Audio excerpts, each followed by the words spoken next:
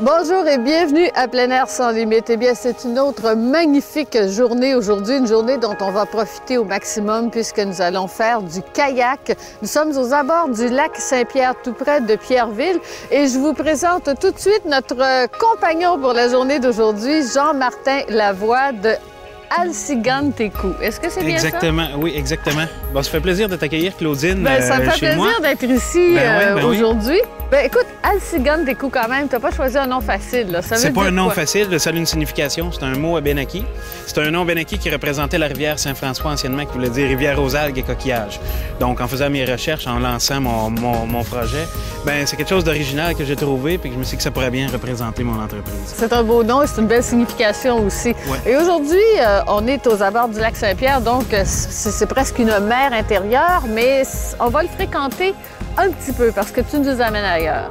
Aujourd'hui, c'est une randonnée que j'offre depuis cette année qui est la randonnée La Printanière, qui consiste à sortir plus tôt au printemps puis de profiter de la plaine inondable du lac Saint-Pierre. Donc, ce qui va nous faire rentrer dans des petits canaux secrets, dans le boisé, dans les buissons. Donc, on va pouvoir découvrir une zone qui est inaccessible en temps normal, autre que dans le temps des crues printanières. Alors aujourd'hui, on a une superbe journée. Vous voyez ce soleil, mais on a aussi beaucoup de vent. Et c'est le fameux nordais, le vent du nord-est, donc qui est un peu frais, qui nous amène de la vague, un petit peu de mouton en kayak. Il y a une façon d'aborder le vent. Oui, bien, idéalement, c'est d'y aller face au vent. Face au vent pour pouvoir fendre la vague directement. Après ça, on peut s'en servir un peu aussi du vent pour se laisser transporter d'un côté ou d'un autre, dépendant de la direction où on s'en va, et puis dépendant dans quelle direction on voit le vent aussi. Mais là, aujourd'hui, on va quand même fréquenter le lac Saint-Pierre et on va profiter de ce vent, on va l'avoir dans l'eau, on va peut-être travailler un petit peu plus fort au retour. Exactement, c'est ça. Alors, c'est une belle journée et les kayaks sont là, nous attendent. Le lac Saint-Pierre aussi, on y va tout de suite. Let's go, on est parti.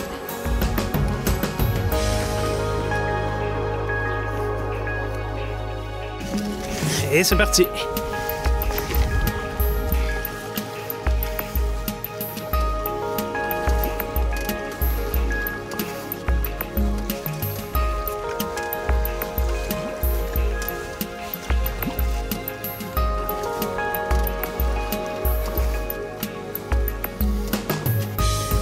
Ici, Jean-Martin, on n'a pas creux, là.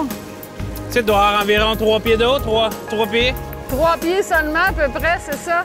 On a l'impression que parce qu'on est sur le lac Saint-Pierre, que c'est profond partout, mais la présence des joncs le prouve. La présence des joncs le prouve, puis en moyenne, le lac Saint-Pierre a 3 mètres d'eau en moyenne. Ah oui, même dans le plus creux, sauf dans le... Bien, dans le plus creux, tu vas aller jusqu'à 12 mètres, mais c'était... Pour les bateaux. Modifié par l'homme pour créer le chenal de la voie maritime du Saint-Laurent pour les bateaux. OK.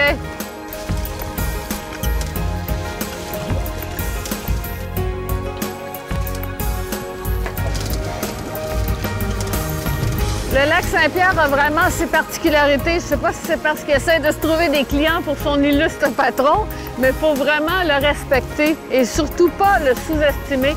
L'an dernier, lors d'une expédition personnelle Montréal-Québec en kayak, on avait abordé le lac Saint-Pierre, c'était très calme et le vent s'est levé alors qu'on était au tiers. Il a fallu le traverser dans de la vague de 3 pieds. Je vous jure qu'on a travaillé fort. Aujourd'hui, c'est sûr que c'est pas la même condition. Mais vous voyez, il n'y a rien de gratuit dans le lac Saint-Pierre. Vous savez jamais, il peut vous montrer son beau visage une journée, il peut vous faire des grimaces dans la même journée. Mais c'est ce qui fait l'intérêt aussi de l'aborder, les surprises qu'il nous réserve.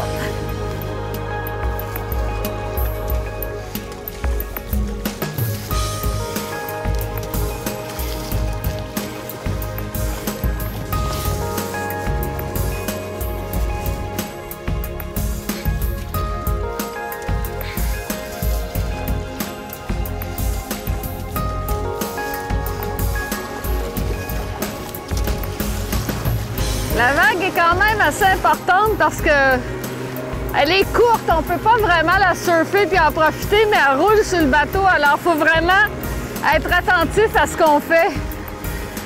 C'est-à-dire jouer beaucoup du padonnier, du gouvernail en arrière pour toujours établir le cap, puis travailler dans la vague, là. Avironner. La meilleure façon, c'est de toujours avancer. Mais c'est le fun. On aime ça, puis regardez comment il fait beau.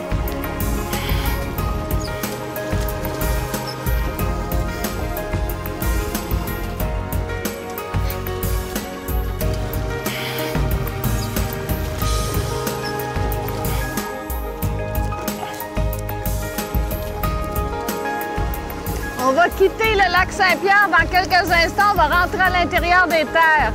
Ça va être très différent.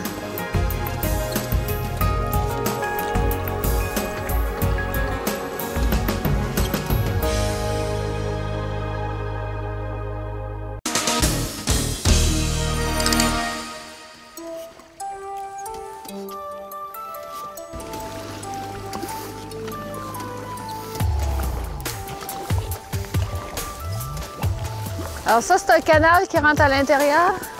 Exactement. C'est un aménagement de Canard Illimité Canada. Canard Illimité, OK. Ouais, Ils sont très présents dans la région. Hein? Exactement. Surtout ici, là, au lac Saint-Pierre, là. Ils font beaucoup d'aménagements pour améliorer l'état de la sauvagine. Alors ça, c'est un canal qui a été creusé par l'homme. Exactement. Donc on va rentrer là-dedans, vous allez avoir encore un plus bel aperçu de ce que ça peut avoir l'air. Ouf! Déjà ici, le vent tombe, c'est incroyable. Là, c'est une autre température complètement. Puis là, le boisé est immergé, c'est magnifique.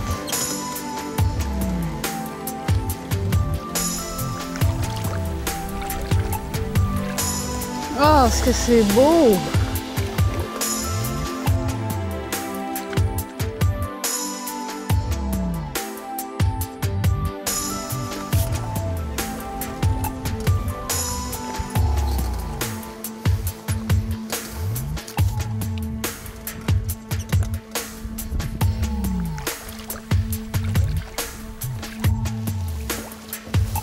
Ah, j'adore voir les arbres immergés comme ça. C'est beau, hein? Tu sais, la souche des arbres dans l'eau.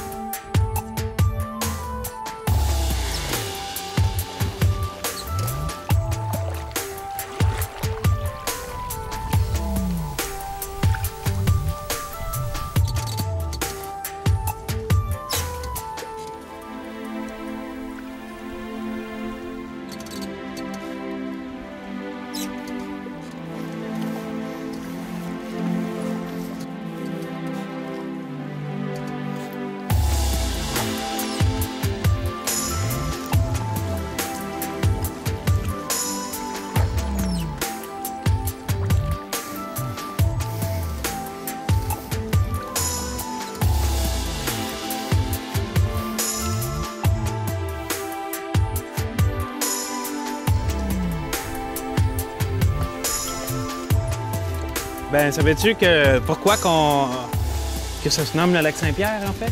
Ah ben, j'imagine à cause de Saint-Pierre, là, mais pourquoi? Non, c'est pas à cause de Saint-Pierre, finalement. C'est quand que Samuel de Champlain il effectuait un passage dans les années 1603. Puis c'était le 29 juin. C'était le jour de la Saint-Pierre. Bon. Fait que c'est pour ça qu'il a nommé ce lac-là. Fait qu'après ça, ce nom-là n'a pas eu d'autres concurrents français. Fait que ça a resté le lac Saint-Pierre. OK. Parce qu'on parle de concurrents français, il y en a eu d'autres avant Champlain. Donc avant que Champlain le nomme Saint-Pierre, ça s'appelait le lac d'Angoulême. Donc ça, c'était la bande à Frontenac en 1535-1540 qui ont nommé ce lac-là le lac d'Angoulême. Et les Abénaquis, eux, ils l'appelaient Nebesek, N-E-B-E-S-E-K, qui voulait dire au lac. Intéressant, hein? C'est intéressant, ça a eu quand même 3 noms, mais ça, c'est C'est Saint-Pierre. quand même 3 noms, mais il y a une certaine évolution, puis tout ça est relié à l'histoire du Québec. Puis c'est Saint-Pierre qui a gagné. C'est Saint-Pierre qui a gagné aussi.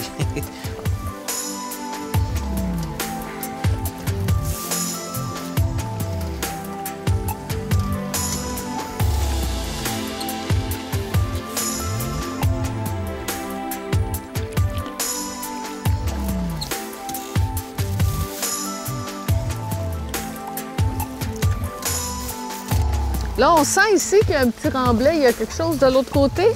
Oui, ça, c'est une surprise qu'on va vous montrer tantôt. C'est un autre aménagement qui était fait. Ah oui? Tu vas voir, c'est assez impressionnant quand même, là. C'est un beau marais, un très, très beau marais. Toujours pour les canards. Toujours, ça a été construit exactement pour la sauvagine. Ah, bon, on va aller voir ça si on rentre ici.